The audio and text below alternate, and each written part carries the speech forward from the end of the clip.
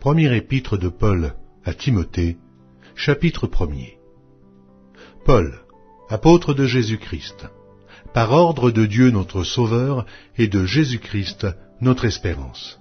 À Timothée, mon enfant légitime en la foi, que la grâce, la miséricorde et la paix te soient données de la part de Dieu le Père et de Jésus-Christ notre Seigneur. Je te rappelle l'exhortation que je te fis à mon départ pour la Macédoine, lorsque je t'engageais à rester à Éphèse, afin de recommander à certaines personnes de ne pas enseigner d'autres doctrines, et de ne pas s'attacher à des fables et à des généalogies sans fin, qui produisent des discussions plutôt qu'elles n'avancent l'œuvre de Dieu dans la foi. Le but du commandement, c'est une charité venant d'un cœur pur, d'une bonne conscience et d'une foi sincère. Quelques-uns s'étant détournés de ces choses, se sont égarés dans de vains discours. Ils veulent être docteurs de la loi, et ils ne comprennent ni ce qu'ils disent, ni ce qu'ils affirment. Nous n'ignorons pas que la loi est bonne, pourvu qu'on en fasse un usage légitime, sachant bien que la loi n'est pas faite pour le juste, mais pour les méchants et les rebelles, les impies et les pécheurs, les irreligieux et les profanes, les parricides, les meurtriers, les impudiques, les infâmes, les voleurs d'hommes, les menteurs, les parjures, et tout ce qui est contraire à la sainte doctrine, conformément à l'évangile de la gloire du Dieu bienheureux, évangile qui m'a été confié. Je rends grâce à celui qui m'a fortifié, à Jésus-Christ notre Seigneur, de ce qu'il m'a jugé fidèle, en m'établissant dans le ministère, moi qui étais auparavant un blasphémateur, un persécuteur, un homme violent, mais j'ai obtenu miséricorde, parce que j'agissais par ignorance, dans l'incrédulité. Et la grâce de notre Seigneur a surabondé, avec la foi et la charité qui est en Jésus-Christ. C'est une parole certaine et entièrement digne d'être reçue, que Jésus-Christ est venu dans le monde pour sauver les pécheurs, dont je suis le premier. Mais j'ai obtenu miséricorde, afin que Jésus-Christ fit voir en moi le premier toute sa longanimité, pour que je servisse d'exemple à ceux qui croiraient en lui pour la vie éternelle.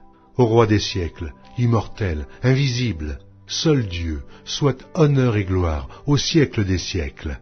Amen. Le commandement que je t'adresse, Timothée, mon enfant, selon les prophéties faites précédemment à ton sujet, c'est que, d'après elles, tu combattes le bon combat, en gardant la foi et une bonne conscience.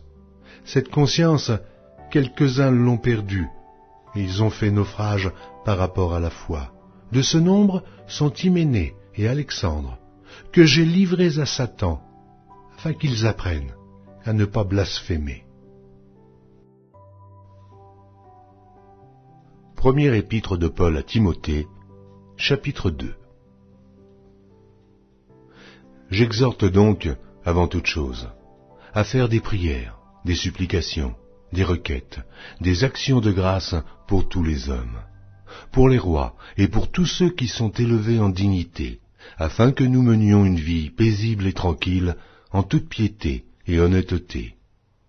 Cela est bon et agréable devant Dieu notre Sauveur, qui veut que tous les hommes soient sauvés et parviennent à la connaissance de la vérité. Il y a un seul Dieu, et aussi un seul médiateur entre Dieu et les hommes, Jésus-Christ, homme, qui s'est donné lui-même en rançon pour tous. C'est là le témoignage rendu en son propre temps, et pour lequel j'ai été établi prédicateur et apôtre. Je dis la vérité, je ne mens pas, chargé d'instruire les païens dans la foi et la vérité. Je veux donc que les hommes prient en tout lieu, en élevant des mains pures, sans colère, ni mauvaise pensée. Je veux aussi que les femmes, vêtues d'une manière décente, avec pudeur et modestie, ne se parent ni de tresses, ni d'or, ni de perles, ni d'habits somptueux, mais qu'elles se parent de bonnes œuvres, comme il convient à des femmes qui font profession de servir Dieu. Que la femme écoute l'instruction en silence, avec une entière soumission. Je ne permets pas à la femme d'enseigner, ni de prendre de l'autorité sur l'homme, mais elle doit demeurer dans le silence, car Adam a été formé le premier, Ève ensuite. Et ce n'est pas Adam qui a été séduit, c'est la femme qui, séduite, s'est rendue coupable de transgression. Elle sera néanmoins sauvée en devenant mère, si elle persévère avec modestie dans la foi, dans la charité et dans la sainteté.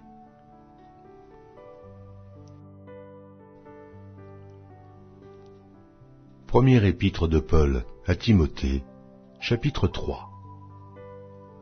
Cette parole est certaine. Si quelqu'un aspire à la charge d'évêque, il désire une œuvre excellente. Il faut donc que l'évêque soit irréprochable, mari d'une seule femme, sobre, modéré, réglé dans sa conduite, hospitalier, propre à l'enseignement. Il faut qu'il ne soit ni abonné au vin, ni violent, mais indulgent, pacifique et désintéressé. Il faut qu'il dirige bien sa propre maison et qu'il tienne ses enfants dans la soumission et dans une parfaite honnêteté. Car si quelqu'un ne sait pas diriger sa propre maison, comment prendra-t-il soin de l'Église de Dieu? Il ne faut pas qu'il soit un nouveau converti, de peur qu'enflé d'orgueil, il ne tombe sous le jugement du diable. Il faut aussi qu'il reçoive un bon témoignage de ceux du dehors, afin de ne pas tomber dans l'opprobre et dans les pièges du diable. Les diacres aussi doivent être honnêtes, éloignés de la duplicité, des excès du vin, d'un gain sordide, conservant le mystère de la foi dans une conscience pure. Qu'on les éprouve d'abord, et qu'ils exercent ensuite leur ministère, s'ils sont sans reproche. Les femmes, de même, doivent être honnêtes, non médisantes, sobres, fidèles en toutes choses. Les diacres doivent être maris d'une seule femme, et diriger bien leurs enfants et leur propre maison. Car ceux qui remplissent convenablement leur ministère s'acquièrent un rang honorable et une grande assurance dans la foi en Jésus-Christ. Je t'écris ces choses avec l'espérance d'aller bientôt vers toi. Mais afin que tu saches, si je tarde, comment il faut se conduire dans la maison de Dieu, qui est l'Église du Dieu vivant, la colonne et l'appui de la vérité. Et, sans contredit, le mystère de la piété est grand. Celui qui a été manifesté en chair, justifié par l'Esprit, vu des anges, prêché aux gentils, cru dans le monde, élevé dans la gloire.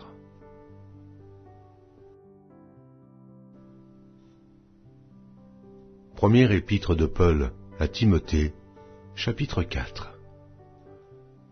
Mais l'Esprit dit expressément que, dans les derniers temps, quelques-uns abandonneront la foi, pour s'attacher à des esprits séducteurs et à des doctrines de démons, par l'hypocrisie de faux docteurs portant la marque de la flétrissure dans leur propre conscience, prescrivant de ne pas se marier et de s'abstenir d'aliments que Dieu a créés pour qu'ils soient pris avec action de grâce par ceux qui sont fidèles et qui ont connu la vérité.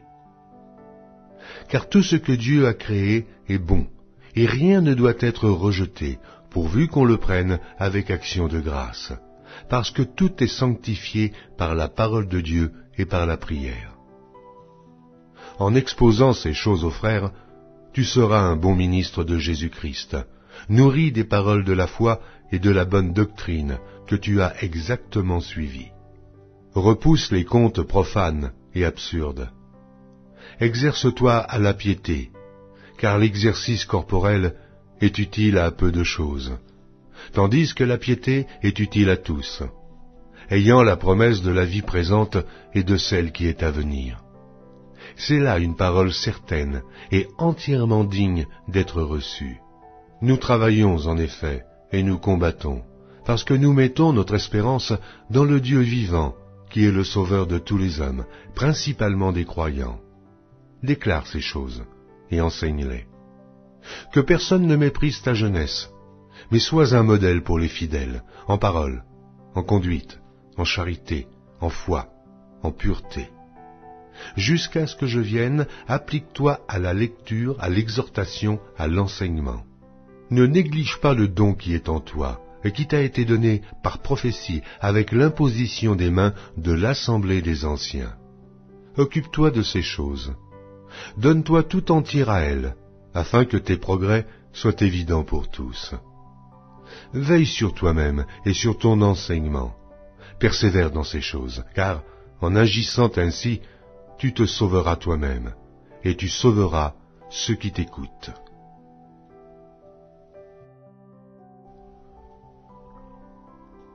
Première épître de Paul à Timothée, chapitre 5. Ne réprimande pas rudement le vieillard, mais exhorte-le comme un père. Exhorte les jeunes gens comme des frères, et les femmes âgées comme des mères, celles qui sont jeunes comme des sœurs, en toute pureté. Honore les veuves qui sont véritablement veuves. Si une veuve a des enfants ou des petits-enfants, qu'ils apprennent avant tout à exercer la piété envers leur propre famille, et à rendre à leurs parents ce qu'ils ont reçu d'eux, car cela est agréable à Dieu. Celle qui est véritablement veuve, et qui est demeurée dans l'isolement, met son espérance en Dieu, et persévère nuit et jour dans les supplications et les prières. Mais celle qui vit dans les plaisirs est morte, quoique vivante. Déclare-leur ces choses, afin qu'elles soient irréprochables. Si quelqu'un n'a pas soin des siens, et principalement ceux de sa famille, il a renié la foi, et il est pire qu'un infidèle. Qu'une veuve, pour être inscrite sur le rôle, n'ait pas moins de 60 ans, qu'elle ait été femme d'un seul mari, qu'elle soit recommandable par de bonnes œuvres, ayant élevé des enfants, exercé l'hospitalité, lavé les pieds des saints, secouru les malheureux, pratiqué toute espèce de bonne œuvre. Mais refuse les jeunes veuves, car, lorsque la volupté les détache du Christ, elles veulent se marier, et se rendent coupables en ce qu'elles violent leur premier engagement. Après cela, étant oisives, elles apprennent à aller de maison en maison. Et non seulement elles sont oisives, mais encore causeuses et intrigantes, disant ce qu'il ne faut pas dire. Je veux donc que les jeunes gens se marient, qu'elles aient des enfants, qu'elles dirigent leur maison, qu'elles ne donnent à l'adversaire aucune occasion de médire, car déjà, quelques-unes se sont détournées pour suivre Satan. Si quelque fidèle, homme ou femme, a des veuves, qui les assiste, et que l'Église n'en soit point chargée, afin qu'elle puisse assister celles qui sont véritablement veuves. Que les anciens qui dirigent bien soient jugés dignes d'un double honneur, surtout ceux qui travaillent à la prédication et à l'enseignement. Car l'Écriture dit « Tu n'emmuselleras point le bœuf quand il foule le grain, et l'ouvrier mérite son salaire. » Ne reçois point d'accusation contre un ancien, si ce n'est sur la déposition de 2 ou 3 témoins. Ceux qui pêchent, reprends-les devant tous, afin que les autres aussi éprouvent de la crainte. Je te conjure devant Dieu, devant Jésus-Christ, et devant les anges élus, d'observer ces choses sans prévention, et de ne rien faire par faveur. N'impose les mains à personne avec précipitation, et ne participe pas au péché d'autrui. Toi-même, conserve-toi pur. Ne continue pas à ne boire que de l'eau, mais fais usage d'un peu de vin à cause de ton estomac et de tes fréquentes indispositions. Les péchés de certains hommes sont manifestes, même avant qu'on les juge, tandis que chez d'autres, ils ne se découvrent que dans la suite. De même, les bonnes œuvres sont manifestes, et celles qui ne le sont pas ne peuvent rester cachées.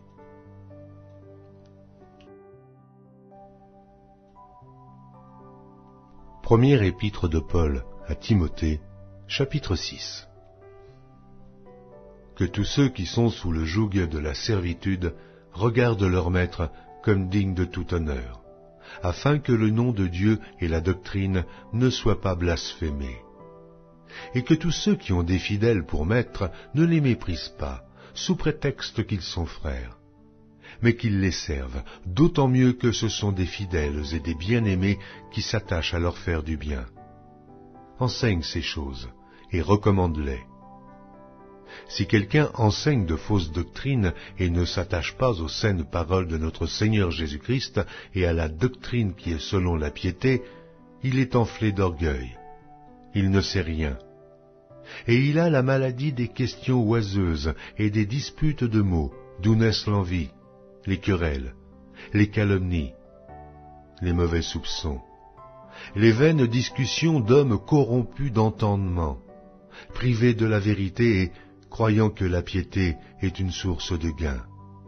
C'est en effet une grande source de gain que la piété, avec le contentement. Car nous n'avons rien apporté dans le monde, et il est évident que nous n'en pouvons rien emporter. Si donc nous avons la nourriture et le vêtement, cela nous suffira.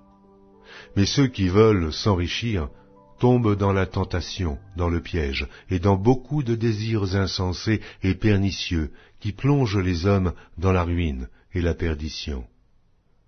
Car l'amour de l'argent est une racine de tous les maux. Et quelques-uns, en étant possédés, se sont égarés loin de la foi, et se sont jetés eux-mêmes dans bien des tourments. Pour toi, homme de Dieu, fuis ces choses, et recherche la justice, la piété, la foi, la charité, la patience, la douceur. Combats le bon combat de la foi. Saisis la vie éternelle, à laquelle tu as été appelé, et pour laquelle tu as fait une belle confession en présence d'un grand nombre de témoins. Je te recommande devant Dieu, qui donne la vie à toute chose, et devant Jésus-Christ, qui fit une belle confession devant Ponce Pilate, de garder le commandement et de vivre sans tache, sans reproche, jusqu'à l'apparition de notre Seigneur Jésus-Christ, que manifestera en son temps le bienheureux et seul souverain, le roi des rois et le Seigneur des seigneurs, qui seul possède l'immortalité, qui habite une lumière inaccessible, que nul homme n'a vue ni ne peut voir, à qui appartiennent l'honneur et la puissance éternelle. Amen. Recommande aux riches du présent siècle de ne pas être orgueilleux, et de ne pas mettre leur espérance dans des richesses incertaines, mais de la mettre en Dieu, qui nous donne avec abondance toutes choses pour que nous en jouissions. Recommande-leur de faire du bien, d'être riches en bonnes œuvres, d'avoir de la libéralité et de la générosité, et de s'amasser ainsi pour l'avenir un trésor placé sur un fondement solide, afin de saisir la vie véritable. Ô Timothée, garde le dépôt, en évitant les discours vains et profanes et les disputes de la fausse science, dont font profession quelques-uns, qui se sont ainsi détournés de la foi. Que la grâce soit avec vous.